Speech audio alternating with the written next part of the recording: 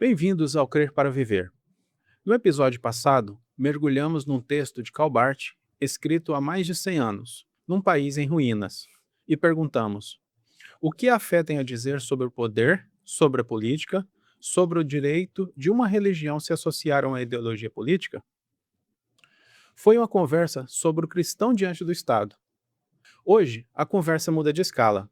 Descemos do palanque para a rua, do discurso para o gesto. Porque existe uma pergunta que quase sempre fica esquecida, no meio do barulho eleitoral. Será que é preciso ter vínculo político, engajamento partidário, poder ou influência para servir a outro? Ou existe algo na vocação cristã que atua antes de qualquer disputa por poder e que continuaria existindo, mesmo que a política, hoje, deixasse de existir amanhã? Pense numa mão. Não uma mão qualquer. Pense na mão que segura a mão de alguém que está com medo. Na mão que recebe uma criança quando ela nasce. Na mão que lava um ferimento que não é seu. Na mão que reparte o prato quando há pouco para dois. Agora pense, essa mão precisa assinar filiação com um partido político antes de se estender? Essa é a pergunta que abre o episódio de hoje. Eu sou Laércio Guimarães, hoje substituindo o professor Timóteo, que está de férias. Sou graduado e especialista em História pela Universidade Federal de Goiás.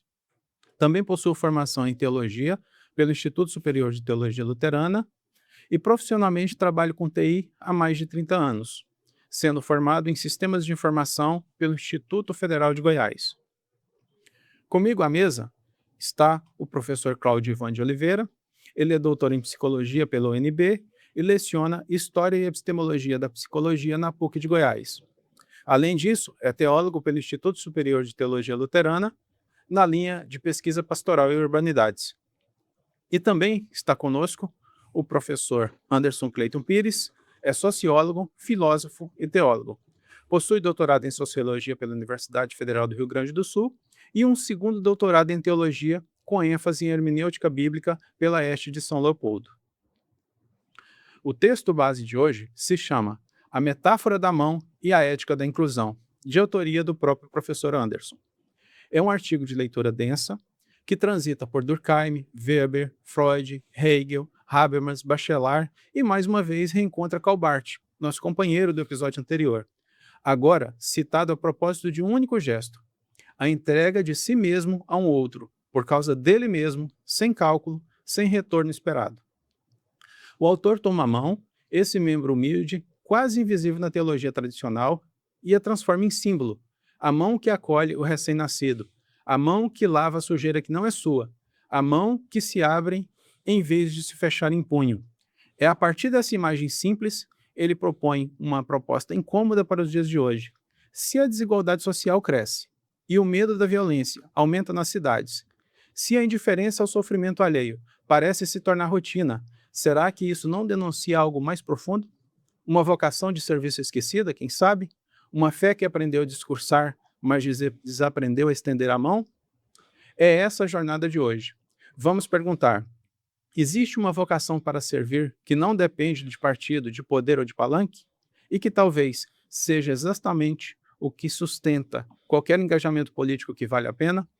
Ou será ingenuidade pensar o serviço ao próximo fora da arena onde o poder de fato se decide? Se a mão se estende antes de perguntar quem é você, e a nossa fé pergunta o mesmo? Vamos conversar sobre isso agora. Isso é o Crer para Viver. Diante disso, vou passar agora a palavra ao professor Cláudio Ivan, que vai fazer a apresentação e explanação do texto base desse podcast, desse episódio de hoje. Sim. Esse artigo foi publicado na revista Ultimato, não é? Se eu não me engano, no ano de 2009.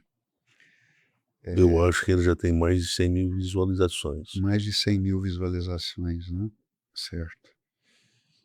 De fato, é um artigo que vai responder uma pergunta que foi colocada pelo professor Anderson, direcionada propriamente ao texto anterior, que era do Karl Barth, o cristão na política, não é? Porque quando o Barth coloca o cristão, perdão, na verdade o texto do Barth é o cristão na sociedade, não é? Quando o Barth faz essa afirmação e ele coloca o cristão como um representante de Cristo na sociedade, mas ele não especifica, ele não clarifica como é que essa representação que o cristão faz de Cristo na sociedade acontece. A introdução do professor Laes foi muito esclarecedora, não é? Será que essa presença do cristão na sociedade precisa se dar pela via da filiação política, pela via de ocupar algum cargo público, não é? De qualquer natureza? O professor Anderson fez a diferença entre uma ação política, filiação partidária, e uma ação moral do cristão na sociedade, não é? E esse texto vai falar disso. Então, a metáfora da mão e a ética da inclusão, não é? Em que sentido a mão é privilegiada como uma metáfora, não é? Uma metáfora da forma como o cristão opera nas suas interações sociais, né? Isto porque a mão, como membro do corpo, não é? Ela, de todos os membros que nós temos, é aquela que melhor representa uma ação de serviço para todo o corpo. Quando a gente precisa fazer a limpeza da própria mão, do rosto, não é? É a mão que a gente usa. E ela não se beneficia, pelo contrário, à medida que a mão faz a higiene de outra parte do corpo, de outro membro do corpo, né, ela própria recebe o resíduo de sujeira que está naquele corpo, e depois ela tem que fazer a sua própria higiene. Então, a mão é um símbolo paralinguístico, não é, dessa ação agápica do indivíduo, lembrando o conceito de ágape, o conceito de amor, não é? Que o professor Anderson Clayton, em outro artigo dele, chamado Teoria de Estruturação de Crença Sócio-Interativo, ele lança mão do conceito de capital afetivo, né? O que é o capital afetivo? É uma lógica de interação que prioriza o bem do outro, o bem do tu, e não uma ação autorreferenciada que pergunta qual é o custo-benefício, o que é que eu vou ganhar com isso, não é? Não existe a pergunta por quem é o outro, e não existe a pergunta também sobre autorreferenciada sobre o que eu ganharei com aquilo, né? Então isso é um modo de operar, um modo de entrar nas interações sociais. Parece que a mão é uma boa metáfora para a gente pensar essa ação moral do cristão, não é? E essa solidariedade da mão produz um equilíbrio no trabalho do corpo. Cada membro, não só a mão, cada membro contribui para uma operacionalidade, para um bom funcionamento do próprio corpo, não é? E aí o professor Anderson também faz referência a um teórico da sociologia clássico, não é? O Emile Durkheim, com o conceito de solidariedade orgânica, quer dizer, na distribuição social do trabalho, em uma sociedade com uma pluridiversidade do trabalho, não é? Cada uma dessas funções opera e permanece na sua identidade, na sua função específica, para o bom funcionamento do corpo como um todo, não é? Mas é também essa visão de solidariedade que aparece na eclesiologia organicista do apóstolo Paulo. O apóstolo Paulo fala do corpo, não é? E de uma política de harmonização entre os membros. Cada um exerce a sua função serviçal, os dons têm exatamente essa função, não é? Lá na carta aos Coríntios ele corrige a interpretação que é feita pela comunidade, no sentido de que os dons têm a função de autoexaltação do indivíduo que os possui, não é? Os recebe, muito mais no sentido de uma competitividade, não é? Entre os membros daquele corpo. E o apóstolo Paulo vem e diz: não, é preciso que haja um sentido moral na ação dos indivíduos na operação dos seus dons, sempre para a edificação do corpo. Então precisa haver, o professor Anderson tem algumas expressões muito boas no texto para condensar as ideias, né? Uma harmonia na diversidade de dons. Então essa diferença, ela não tem o sentido competitivo, mas o sentido sinérgico, não é?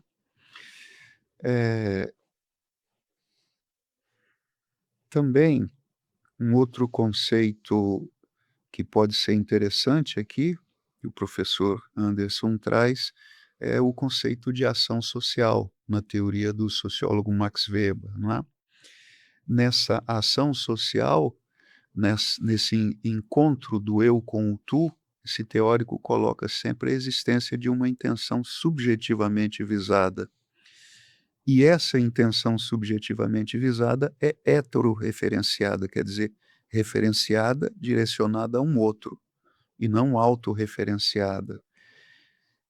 E essa intenção, essa mesma intenção heterorreferenciada, ela subjaz à ética cristã, que é preconizada na psicologia do amor agápico.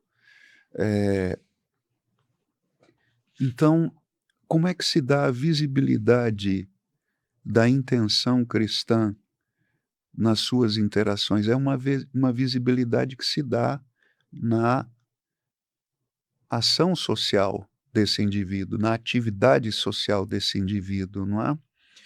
Então, nós podemos falar de um cristão na sociedade, sim, no modo como ele se sensibiliza, no modo como ele opera no seu cotidiano, não é? Isso não precisa acontecer em uma atividade partidária. O professor Laércio, quando ele estava fazendo a introdução, ele chamou a atenção para o fato de que a mão que é estendida para o outro, ela não precisa, não necessita ser a mão que assina uma filiação a um partido, não é? Então, por isso, eu acho que fica bastante clara a diferença entre a ação moral. O cristão tem uma presença na sociedade, não é? Como ação moral, não necessariamente como ação política partidária, não é? São coisas diferentes aí. E essa ação agápica, ela é sempre uma ação de renúncia, não autorreferenciada. Esse conceito de autorreferencialidade, ele lembra lá a teoria do sociólogo Ulrich Beck, no livro clássico dele, não é? Que é Sociedade de Risco, em que ele fala de uma tendência que marca um movimento de tendência que é flagrante e dominante na sociedade contemporânea, que é viver a própria vida, quer dizer, fazer as escolhas no cotidiano sempre de forma autorreferenciada, sempre no sentido de privatizar, nunca de socializar os bens, não é? Então essa autorreferencialidade se coloca como um movimento contrário ao sentido agápico, que está presente na ética cristã. Se houve um teórico que fez uma voz de condenação a esse movimento agápico do cristão na sociedade, foi Sigmund Freud, não é? No sentido de que ele interpretou essa renúncia exigida e praticada, não é? Praticada em liberdade pelo cristão, ele acusou essa renúncia como produtora de danos psicomorais à medida em que essas pulsões, não é? Elas não encontram realização. Freud tem, então, uma teoria de que um componente da repressão vai sempre produzir, não é, efeitos de natureza neurótica. Então, essa ação agápica, ela é entendida por ele como implicando em danos psicomorais para o indivíduo, não é? E o capitalismo moderno também, o professor Anderson dialoga com a presença do capitalismo moderno, não é? Os atos altruístas acabam ganhando uma marginalização. Eles não se tornam movimento de tendência na ação do indivíduo no cotidiano. Por que isso? O professor Anderson também fez alguns anos atrás, não tem muito tempo, um seminário que tratava do problema do espaço urbano, não é? Espaço urbano não como geografia, mas como uma cultura de vida. E o que é que caracteriza flagrantemente esse espaço urbano? Ele é caracterizado como um campo de disputa, não é? As pessoas vêm para cidade para quê? Com que finalidade? Eles vêm para a cidade com a finalidade de alcançar um lugar, sobretudo no mercado de trabalho. Mas para alcançar esse lugar no mercado de trabalho é preciso adotar uma lógica competitiva, não é? Uma lógica em que não se opera a partir do que eu chamei anteriormente de capital afetivo. Não, pelo contrário, toda a ação é autorreferenciada, não é? O outro se torna, então, um adversário, o encontro do eu com o tu se torna um momento no qual um ficará de pé e o outro cairá. Essa é a forma que, no espaço urbano, o capitalismo moderno preconizou para que o indivíduo possa chamar a atenção do seu empregador com a finalidade de ascender, não é? No mercado de trabalho. Então, observe que se a metáfora da mão está falando de um movimento que é sinérgico, não é? E não competitivo, a metáfora da mão está falando de um serviço ao outro por causa do outro mesmo. Então, se trata de duas formas de operar no mundo, duas racionalidades operativas, uma capitalística, não é? E outra que opera a partir do capital afetivo, mas elas estão em competição. Então, como é que o cristão pode ter uma inserção na sociedade? Operando exatamente, adequando-se a uma lógica de interação no cotidiano que é agápica e não competitiva.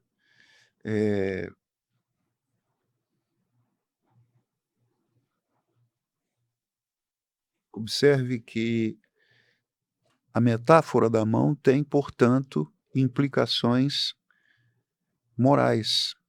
Morais em que sentido? Morais no sentido de que essa ação do cristão no cotidiano, ela relativiza os efeitos de alienação interafetiva que essa lógica competitiva, que é típica do espaço urbano, é típica de uma racionalidade capitalística que age sempre com base em custo-benefício, não é? O benefício tem que ser maior do que eu perco naquela interação. Isso é o que o professor Anderson chama de marginalização dos atos altruístas, não é? Então, a metáfora da mão tem uma implicação moral, modo de agir no cotidiano, que relativiza os efeitos daquilo que o professor Anderson chama de alienação interafetiva, não é? Nós estamos num mundo em que essa alienação do eu com o tu, ela acontece diariamente, sistematicamente, não é?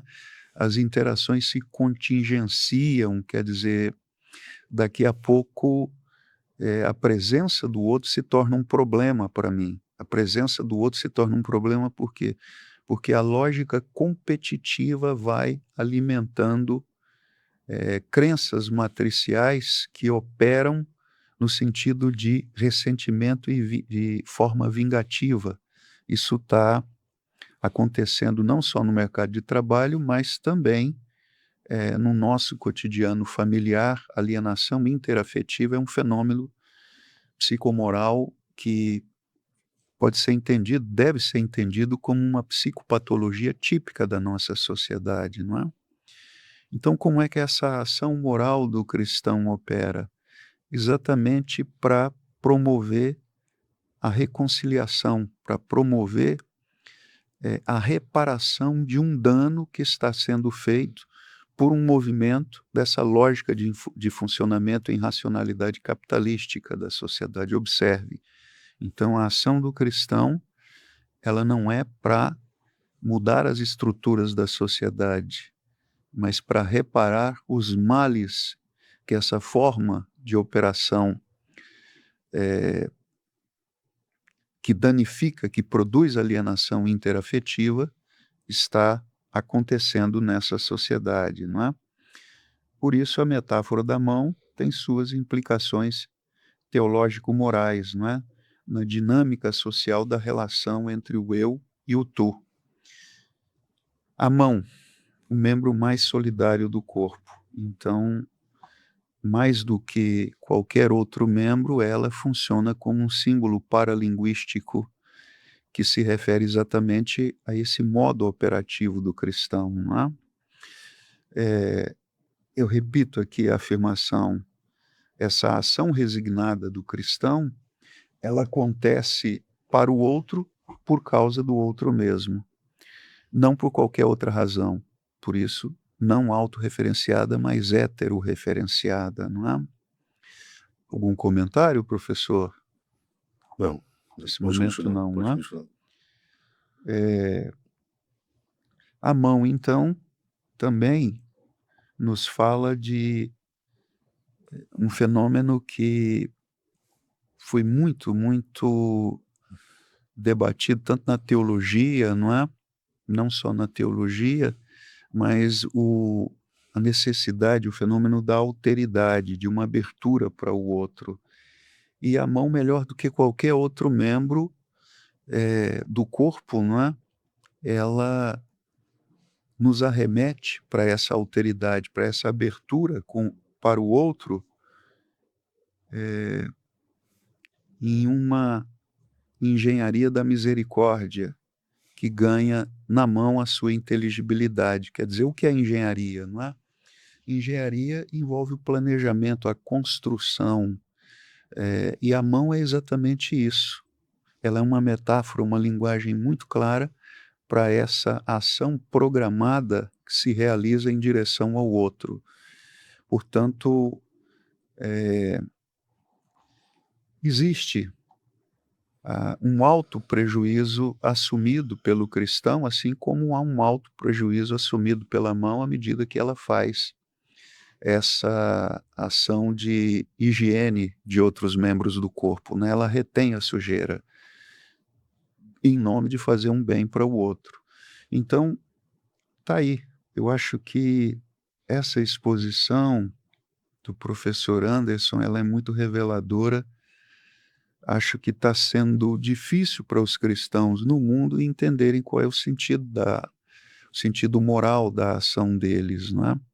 A gente está ouvindo tanto sobre a fé cristã ser usada como um instrumento de conquista, de ganho no cotidiano, não é? Eu vou exercer a fé para ganhar alguma coisa. Parece que, à medida que essa fé ela ganha sentido na minha vida, no cotidiano, ela se torna um instrumento de resistência para que eu possa suportar os prejuízos que são decorrentes dessa ação moral agápica em prol do outro e não de mim mesmo, não é? Portanto, o ideal de ego do cristão na sociedade é uma vocação diaconal e nunca uma racionalidade operativa que caminha em direção ao ganho, não é? A exposição do professor Cláudio foi uma exposição clara, bonita, e quando esse texto saiu, na verdade, saiu com a intenção de despertar sobretudo às igrejas evangélicas. Eu escrevia para um site que é lido sobretudo pelas igrejas evangélicas mais conservadoras, né? Também das igrejas não conservadoras, portanto, para a igreja evangélica brasileira. E a igreja evangélica brasileira sempre tendeu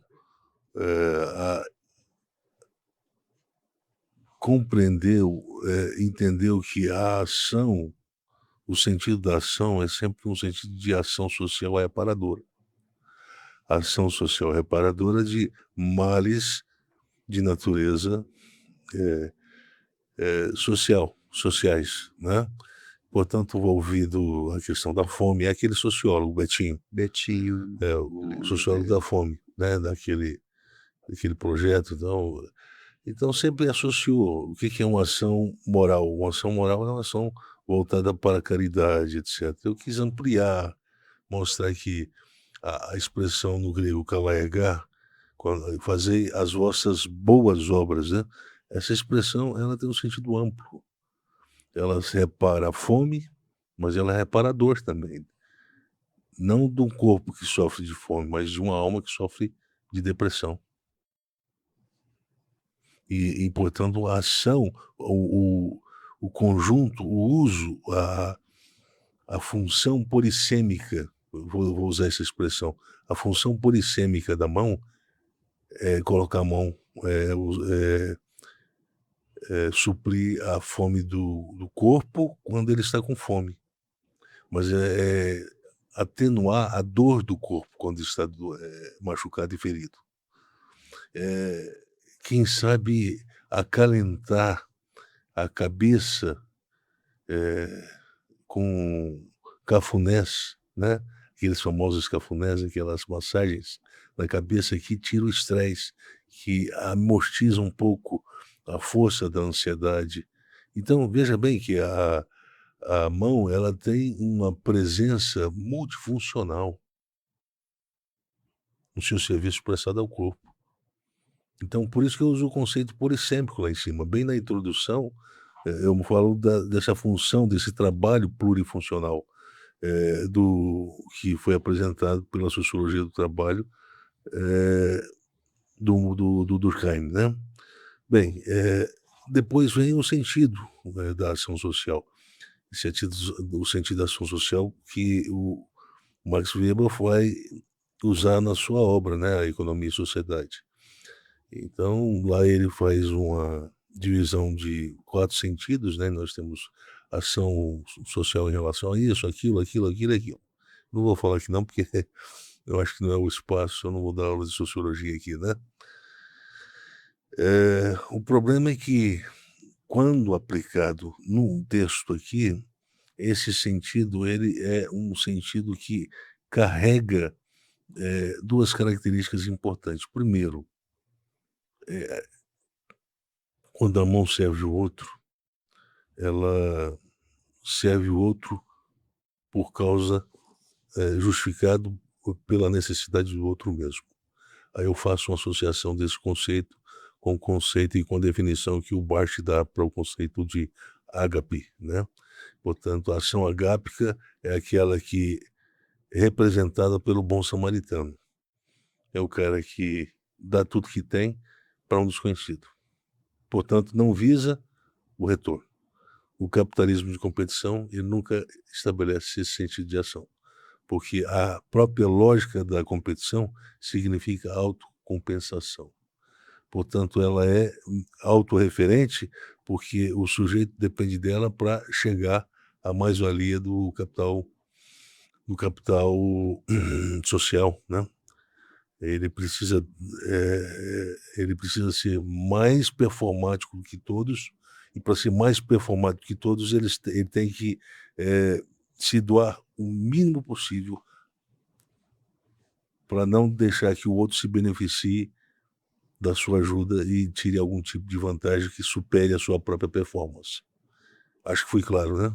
Sim. Então, nesse caso aí, há uma diferença entre a ação performática de uma sociedade capitalística de competição expressa pela racionalidade, expressa na figura, na semântica da racionalidade capitalística. O que é a racionalidade capitalística? A racionalidade capitalística é a racionalidade que propugna uma espécie de ação que é antissolidária na sua natureza, do ponto de vista performático. É antissolidária. Eu não ajudo para não levar prejuízo. O ágape não. Independente do prejuízo, eu ajudo. O prejuízo não é um pressuposto de contenção da performance, eu diria, resignada dessa ação agápica. E aí faz toda a diferença. Isso faz toda a diferença. O senhor usa uma expressão aqui que eu acho que é interessante. O senhor está falando, então, de uma vocação mundana do Uma vocação do mundana. cristão. Exatamente. Vós sois a luz do mundo, o sal da terra. E depois ele diz, então fazer a vossa boa obra, calaigar. Fazer ela iluminar, fazer ela aparecer. Ela tem que aparecer. E aparece onde? Aparece no mundo, aparece na sociedade. Portanto, esse é o sentido da vocação moral do cristão. Ele não depende da política para realizar isso aqui. Ele não depende do Estado para realizar isso aqui. Ele sai para o mundo e ele deixa esses valores e essas crenças que foram ensinadas por Cristo e apresentadas por ele na forma de vida, uma forma de vida, um modo de operar no mundo. Ele diz, olha, agora assim como eu fui enviado para o mundo, eu vos envio para o mundo. Para replicar exatamente esse mesmo sentido moral de uma ação agápica, né? E o segundo é porque depois da teologia política, ou das teologias políticas, incluindo a teologia da libertação, e também no meio evangélico, com mais pobreza intelectual, a teologia da missão integral, que eu vendo que era eu lembro que alguns anos atrás eu vi alguns pastores, alguns caras envolvidos com essa teologia da missão integral falar de construir campo para crianças jogarem lá no Rio de Janeiro, de comunidades, né, que não tinham campo, vamos lá, isso, e o reino de Deus se manifestou na construção de um campo. Olha, aí é complicado essas coisas, sabe? A gente está aqui tentando entender até que ponto a gente pode chegar a um ponto de convergência, mas desse jeito fica difícil. O senhor usa uma expressão desalienação ontológica, né? Porque está no título do texto, ética da inclusão, não é? Portanto, aquele que foi excluído nessa ação do cristão, ele vai ser acolhido, incluído, não é? Mas eu acho que precisa ficar muito claro que o objeto dessa ação é o indivíduo e não as estruturas sociais. É o indivíduo com suas necessidades. Sim. É o indivíduo com suas necessidades. E aí a gente não separa a necessidade do indivíduo. E a questão importante do retorno, né? Porque isso aí, pelo que eu entendi, quando a fé está motivando, você não espera retorno. E na política, no exercício da política, tá sempre numa troca, né? Sei lá, acho que até o termo político parece que guarda uma certa ideia de troca, né? Sim. Eu te dou isso, você me dá aquilo, né? Por causa do Maquiavel, no sentido pragmático, né? A ação agápica, ela não tem nada de pragmatismo. Ela não tem a lei do retorno. É a lei só do investimento, é só do ir. De vá para lá, mas não tem um toma cá. Né?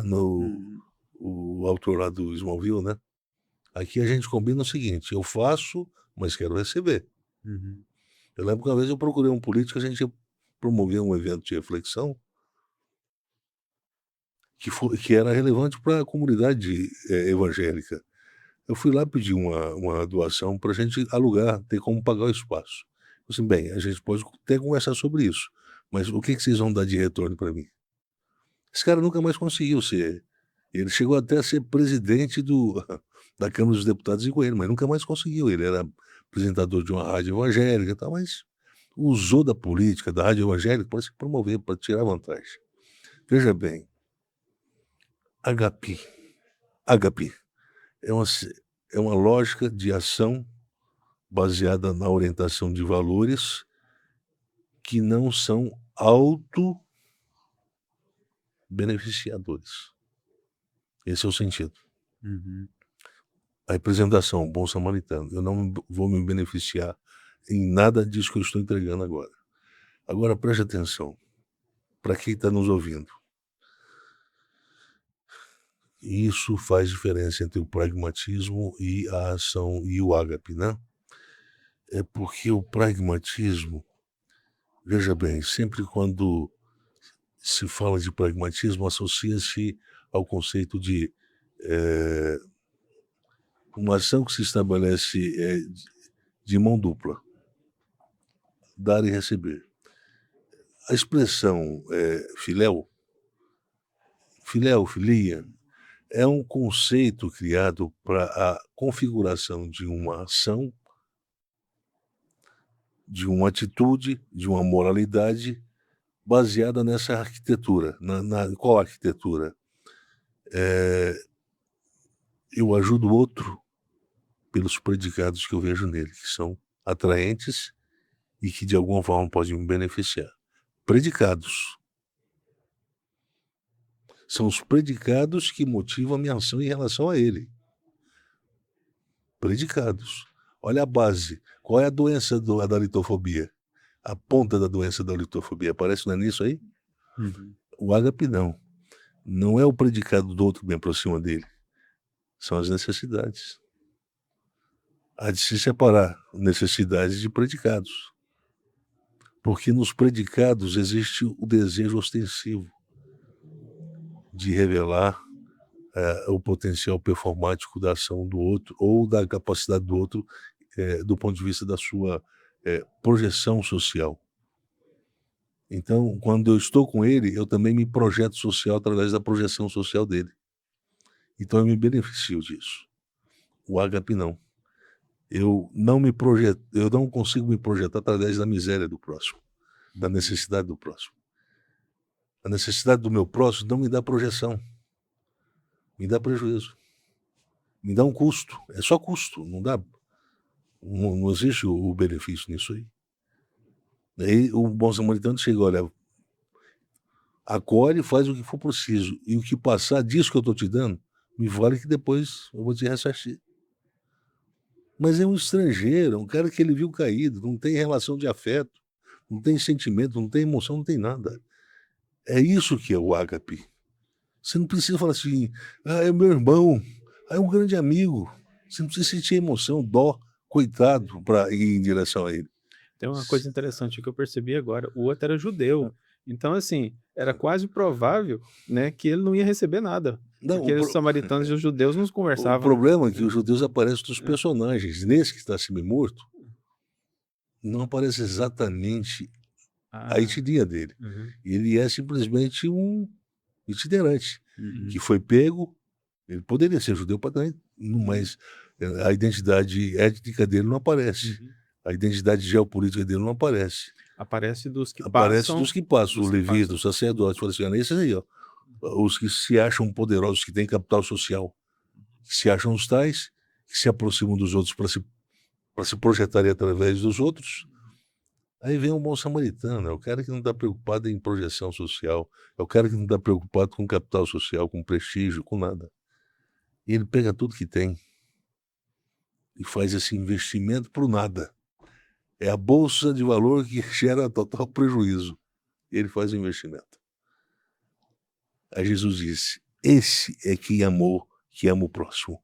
É esse que ama Deus, da forma como tem que ser amado. Obviamente que Deus tem que ser amado mais do que o próximo. Amarás o teu Deus de todo o teu coração. É agapau? É. Mas é de todo o teu coração, de toda a tua alma, de todo o entendimento. O próximo não se pode amar dessa forma. Para falar do que significa amor ao próximo, Jesus cria, então, o personagem em história. E com o personagem em história, ele diz, olha, se você compreendeu a história como personagem, você entendeu o sentido do ágape agora. Como é que se deve amar o seu próximo? Sem alma, sem emoção. Com consciência de que o que te atrai para ele é a necessidade dele. Não é a sua vontade de fazer boa obra. caridade. A religião da caridade, ela não funciona mais. Ela perdeu força. Estou correto ou não? Ou a impressão minha que essa religião da caridade perdeu força? Perdeu. Perdeu força. À medida que a gana do capitalismo, da racionalidade capitalista, cresceu nos últimos 30 anos, essa religião da caridade, ela murchou. Houve uma acomodação da religião ao modo operativo dessa própria sociedade. Sim, sim. O Freud, ele diz, olha, não ama não que você só leva cano quando você ama. Desculpa a expressão. É. E para você ser feliz na vida, esquece esse negócio de ágape. Isso só traz infelicidade. Mas é mais do que isso. E aí nós temos aqui o problema da religião evangélica brasileira e inserida dentro de uma conjuntura social marcada emblematicamente pela presença significativa de uma pobreza, de um ente ou de um contingente pobre, de um grande contingente pobre. Eu acho que nem mesmo com essa Bolsa Família a gente conseguiu erradicar a miséria no Brasil. Acho que as estatísticas, elas mentem, acho que elas maqueiam a realidade. Tem muita gente passando fome, tem muita gente. Então, se pensa que quando se fala de ação, boa ação da igreja, se pensa em tirar a fome das pessoas. Aí eu estou lá no hospital lá da fratura, né, que é o Hugo, aí vem os evangélicos com as sopinhas para distribuir para quem está lá sentado esperando ser atendido no hospital, que por sinal, quando você vai para o Hospital Hugo, você tem que tomar cuidado, que se você chegar às 7 horas da manhã lá, você vai sair só às 7 horas do outro dia. Tanto que o tratamento lá é lento, né? E veja bem, aí chega esse pessoal, é bonito que isso faz? Não, não acho que seja bonito ou feio, mas isso não é o sentido da ação social boa, moralmente boa. É mais do que isso. O sentido da ação moralmente boa, ela depende da natureza da sua necessidade, da necessidade do próximo, do outro. Desse aqui, foi uma que o bom samaritano conseguiu atuar de forma reparativa. Mas existem tantas outras formas. Tem o esquizofrênico no sinaleiro, que precisa ser acolhido como família. Uma das coisas que mais impressionou, eu tenho uma esposa que já conseguiu me deixar impressionado em algumas coisas, mas uma das coisas que mais me impressionou na vida da minha esposa foi lá em Florianópolis. Ela adotou uma esquizofrênica. Ela adotou uma esquizofrênica, uma moça que já tinha sido casada. Na época, eu acho que essa moça devia ter quase 30 anos, você conheceu ela. Sim.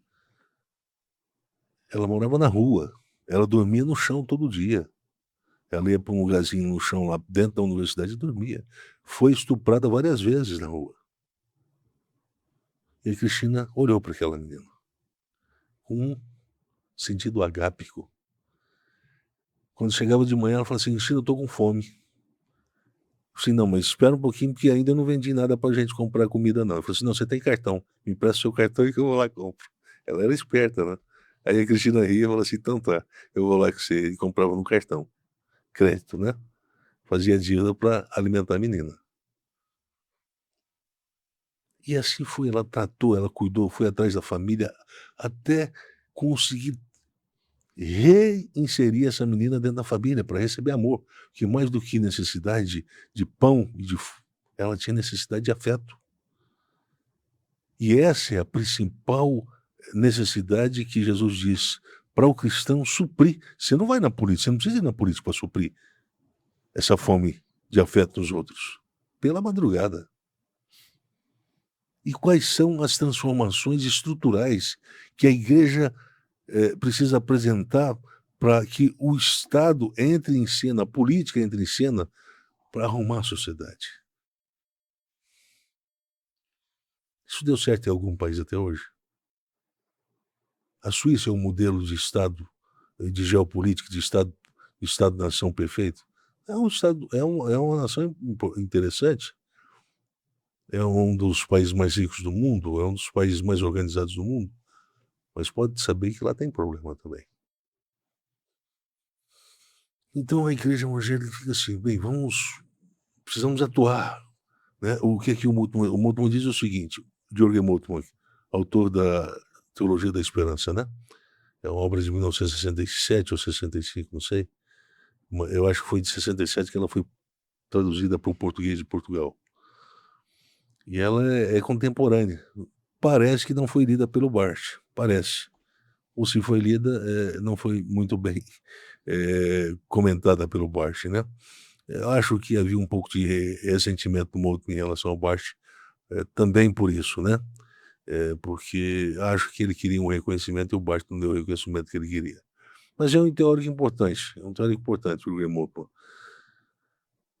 Mas ele escreveu um livro, nesse livro ele diz o seguinte, olha, nós temos um tempo de espera, um hiato entre o já e o ainda não. E entre esse já e ainda não, nós temos que, já que o fim não aconteceu, nós estamos em processo, nós temos que começar a construir o reino aqui na Terra, através da ação política. Aí a teologia da libertação gostou do negócio. Uhum. E ele leva essa reflexão para o Deus crucificado dele depois. E o Deus crucificado é considerado uma das obras mais primas do Jürgen Moltmann. Aí vem o pessoal da América Latina, o Guasma, vem aí o Gutierrez, o Leonard Boff e companhia. Vem até o Rubem Alves, que na época também foi um dos pioneiros da chamada teologia da libertação na América Latina. Esses caras começam a falar. O Rubem Alves escreve um livro, O Ópio do Povo, Protestantismo e Repressão, blá, blá, blá, blá. Fala, mas fala sem eco. Mudou alguma coisa na igreja brasileira? Nada. Mudou na sua vocação? Nada. Leonardo Boff o tempo todo querendo reconfigurar a forma de operar da igreja, reconfigurar a política, a estrutura política de funcionamento da igreja católica. Igreja, carisma e poder. Aconteceu alguma coisa? Nada. Jesus o libertador, colocado como um novo tipo de Moisés. Qual é a base fundamental? Por isso que o Boff sempre está sendo criticado. O cara, ele não acerta uma do ponto de vista exegético. Não consegue ver uma diferença entre o libertador Moisés e o Jesus, em termos de missão. O Moisés não tem a missão de morrer, de verter sangue na cruz, de mudar a consciência, de reconciliar a história consigo mesmo, ou de reconciliar Deus com a história humana, Deus com a pessoa humana, Deus com a humanidade. Essa não é a função do Moisés. Essa é a função do Cristo, vertendo sangue na cruz. Por que não houve ressurreição com Lázaro? Ressurreição para a imortalidade? Porque aconteceu antes da morte vicária. Ressurreição para a imortalidade só é possível depois da morte vicária. Porque é a partir da ressurreição que a morte ganha sentido vicário. E no Lázaro não poderia acontecer isso. Foi um ato, foi uma coisa extraordinária. Foi um prodígio, mas não foi a ressurreição. Foi a ressuscitação, dizia o Moltmann. Então, diferenças entre o Cristo e o libertador Moisés. Eu sou fã do Moisés. É um extraordinário Moisés. Mas não é como comparar com Cristo. E aí colocar ele como um novo libertador, aqui para nós, sou Boff, estuda mais exegese, para não ficar falando besteira, ensinando besteira. Aí eu vou para... Eu estou te ajudando, professor, estou te ajudando aqui com o texto. Depois, então, eu digo o seguinte, olha, tá certo, o Brasil é um país que tem problemas sociais sérios, e eu acho que a igreja ela precisa estar atenta para isso.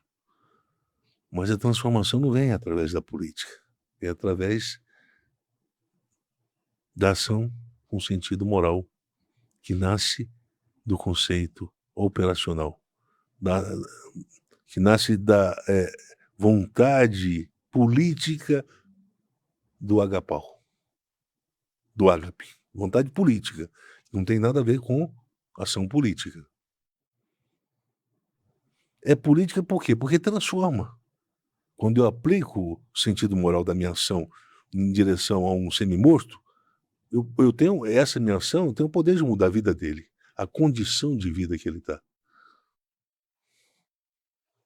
E mais ainda, tem o poder de atingir a consciência dele. Quantas vezes Jesus curou o corpo de uma pessoa para mudar a consciência? Eu sei que eu não via, e agora eu vejo. E eu tenho que falar para todo mundo. Existe um Messias, alguém está trabalhando em favor das necessidades humanas aqui no mundo. Esse é o sentido da vocação moral do cristão. Tá claro, professor? Eu acho que não é Sim. possível que aqueles que estão nos ouvindo não vão entender isso aí. E vão, a partir disso, vão escutar os políticos e achar que o que esses caras estão falando é verdade. Nós estamos indo para político para servir o reino. Que reino? O reino do seu umbigo? O reino da sua gana de ficar rico através da política? Mentindo para as pessoas na igreja? Vamos ser honestos. O menino que entrou esses dias era vereador lá em Minas Gerais, agora já é escalado para ser senador. E olha lá que ele queria ser presidente já agora. Pô, meu filho, você tem menos de 10 anos na vida política. E já é popstar no meio evangélico. Prega aqui, prega lá, não entende nada de Bíblia, nada de teologia, nada de fé cristã, mas prega. E agora virou isso. Esse pessoal da política que são evangélicos, eles estão ensinando as pessoas dentro da igreja como é que tem que ser cristão. Porque, pressupostamente, eles se tornaram cristãos, depois foram para a política. Porque agora eles estão ajudando o povo. Com o quê? Estão ajudando o quê? Nosso país melhorou do ponto de vista econômico? Não. Mas eles estão lá no parlamento. Fazendo o quê? Não sei. Deve estar dormindo. Enquanto o barco está afundando. Cadê os projetos desses caras? Projetos que possam servir a nação. Lembra do rapazinho lá de Minas? Seu projeto serve o quê a Minas Gerais? Aí ele deve ter um projeto melhor, então. Cadê? Que não veio à tona até agora. Moleque, menino, adolescente. Devia nem ser casado ainda. Eu penso o seguinte, eu penso que se a gente não prestar atenção nessas coisas, nós correremos o risco de levar, de banalizar, primeiro, de levar a política mais a sério do que a fé cristã. É o que está acontecendo com essa turma evangélica. Eles acham que estão realizando a fé cristã, a vocação cristã, estão na política, trabalhando como política. Eles já pensam isso. Eles acreditaram nisso. Eles conseguiram impedir essa pecha, essa mentira, essa falsa crença nas pessoas, que estão trabalhando para o reino lá na política. Então, agora o reino precisa de uma sociedade aí na terra, ó. Vamos fazer uma sociedade agora, um consórcio. É o reino e a política. É um consórcio que dá tudo certo. Mas vem cá, vocês agem na base moral da Ação H, porque mas vocês não recebem salário, não. Não, eu só recebo 80 mil por mês, 100 mil por mês. Hã? Então a Ágape dá lucro também? Dá, rapaz. A Ação Agápica dá lucro também. Mas você tem que estar na política para isso acontecer. Ou então ser pastor de igreja. Porque todo mundo fica pobre e só o pastor que cresce. Ele tem uma casa no condomínio e é pronto. E ninguém questiona. Então está tudo bagunçado, está tudo errado. Nós instituímos uma desordem ontológica na igreja evangélica. E ninguém está vendo o negócio. Está tudo fora do lugar. Está tudo errado. Mas ninguém pode falar, porque se falar, está sendo usado pelo Satanás, pelo diabo. O diabo usa o cara que está falando a verdade. Eu não sei como é que isso acontece. O diabo agora está usando gente que fala a verdade, tá? O diabo quer destruir, né, cara? Mas se você destrói alguma coisa falando verdade, eu não sabia, isso é uma novidade para mim. Então eu penso o seguinte, para ajudar na conclusão aqui, professor.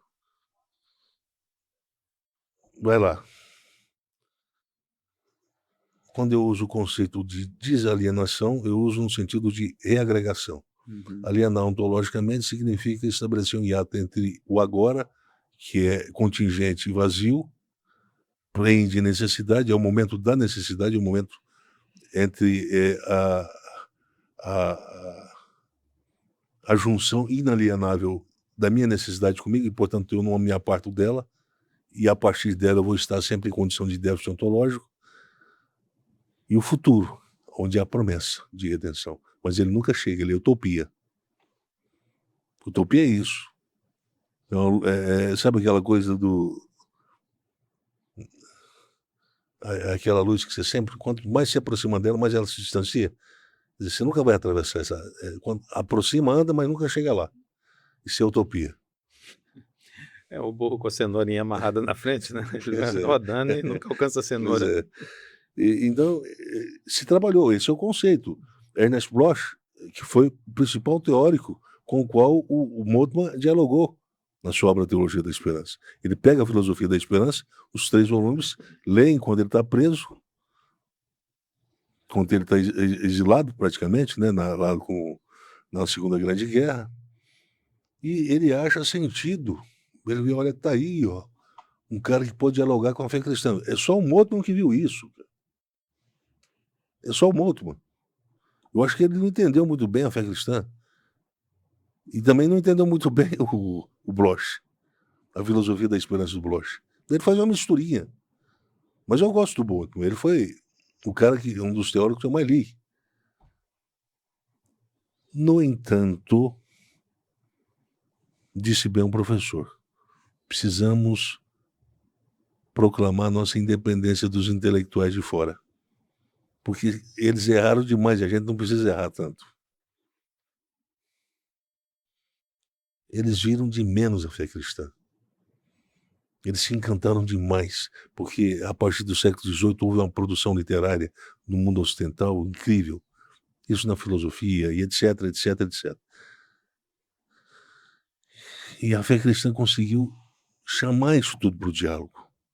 Mais do que qualquer outra religião, o cristianismo histórico chamou a filosofia, chamou a ontologia, chamou o existencialismo, chamou a sociologia, chamou todo mundo para o diálogo, a psicanálise, papapá, vamos dialogar. Portanto, inflou a ciência, a filosofia da ciência. E aí o cristianismo se tornou imbatível. Não tem judaísmo, não tem nada que tenha chegado eu diria, no grau de precisão intelectual, de articulação intelectual, como o cristianismo histórico. E nós vimos aí, ó, tá aí, ó. Barth é um desses exemplos, né? Para quem não sabe,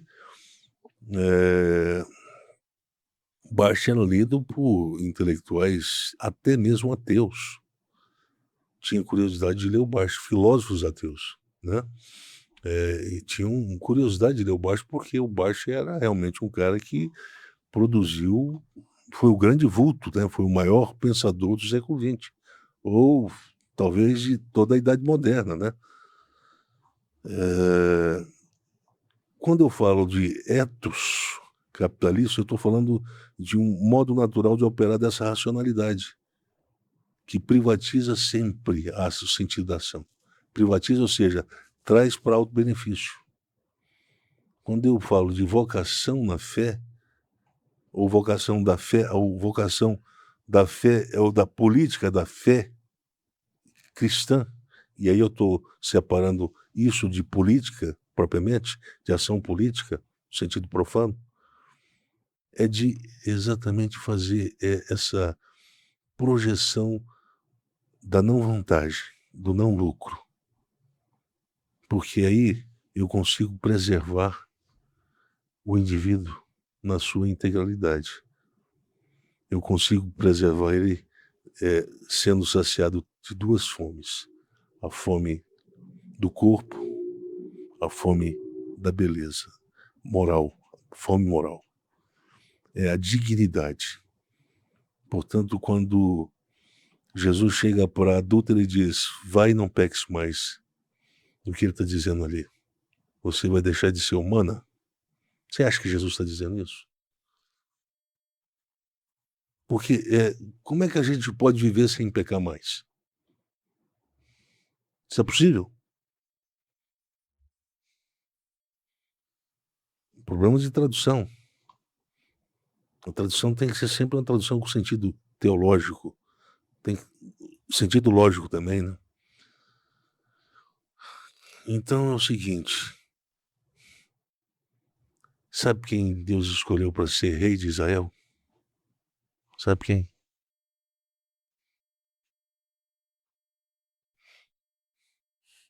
Salomão.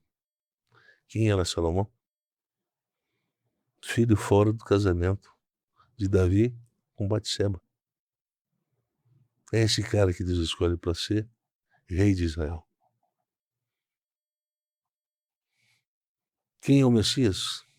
É aquele que não tem medo de chegar e tocar na ferida do leproso.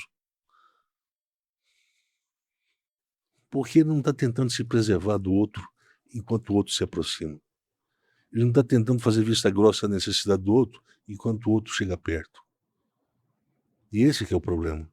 É o medo de ser contaminado para a morte quando o outro apresenta uma necessidade que a gente tem condições de suprir, mas a gente não quer porque ela vai produzir ou amplificar ou criar um déficit ontológico desnecessário.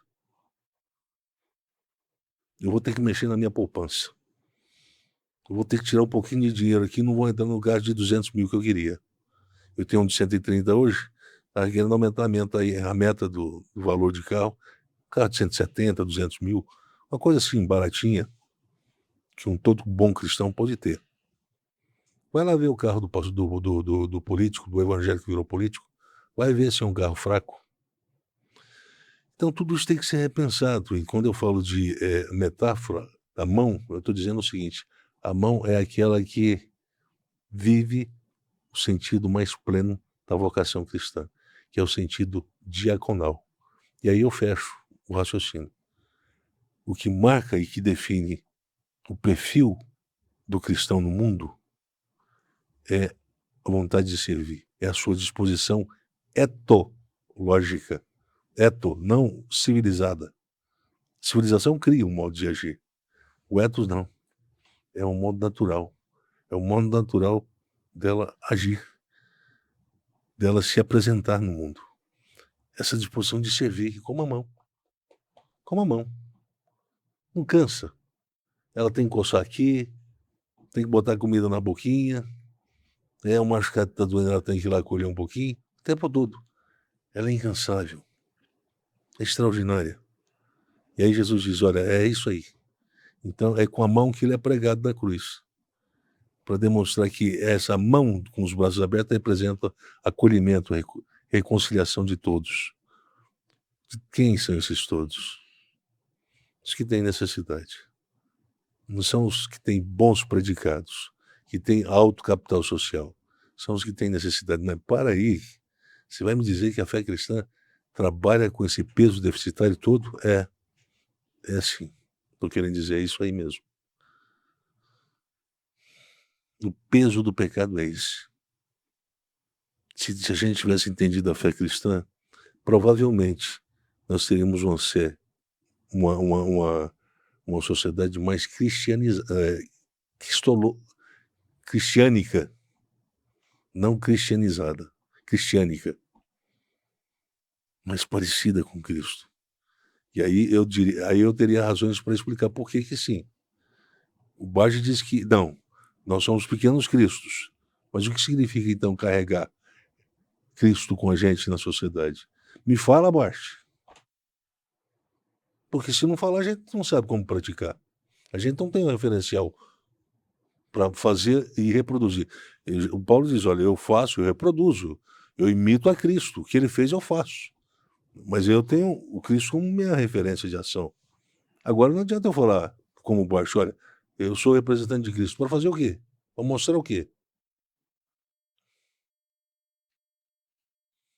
A base política o pressuposto político pode ser utilizado lá no Antigo Testamento. Deus fala para Moisés, vai lá e vai lá realizar a sua vocação política com o faraó. Não, Bart, me desculpa. Não confunda alho com bugalho, né? Então, eu penso que eu já falei demais, né? Vocês, professor, o senhor quer amplificar ainda mais a apresentação do senhor? Foi extraordinária. Eu acho que a conclusão foi dada muito bem. A gente tem quanto tempo? Já alcançamos o tempo. Já terminou, né? Eu estava me lembrando aqui que há quase 30 anos atrás eu queria entender a fé cristã, queria entender o Novo Testamento. Eu sabia que eu não havia entendido, né? E eu fiz uma oração e pedi a Deus que me desse a oportunidade de aprender, de entender, não é? E, poxa vida, se eu tivesse esse podcast lá na época, não é?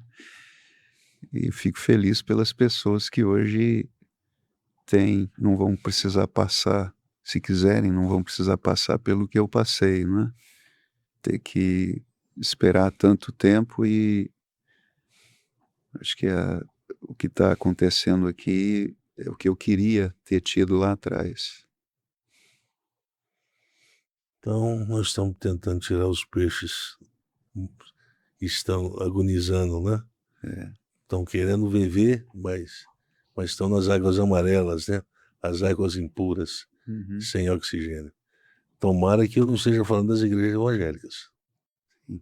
Tomara. Espero que não. Professor Laércio. Então, quero agradecer a você que ficou conosco até agora, que esteve acompanhando o que a gente tem falado aqui. O objetivo do podcast principal é falar sobre fé e fé cristã, né? O artigo que foi mencionado aqui, se você for no YouTube lá e digitar Metáfora da Mão e Ética da Inclusão, ele vai aparecer lá no Google, e aí você consegue ler esse artigo, ele está disponível lá na revista Ultimato para ser lido, tá? E no mais, peço que você clique no like se você gostou do que você ouviu aqui, né? Deixe algum comentário, compartilhe, para que esse conteúdo possa chegar e alcançar outras pessoas que têm interesse em conversar sobre a fé, mas eh de maneira autêntica, buscando entender mesmo o que é a fé de verdade, né, e não uma ação política, né, um jeito de se aparecer na sociedade, de se aparecer para os outros, ou de buscar, alcançar recursos para si mesmo, né. Então, é isso, ficamos por aqui, até o próximo episódio. Obrigado.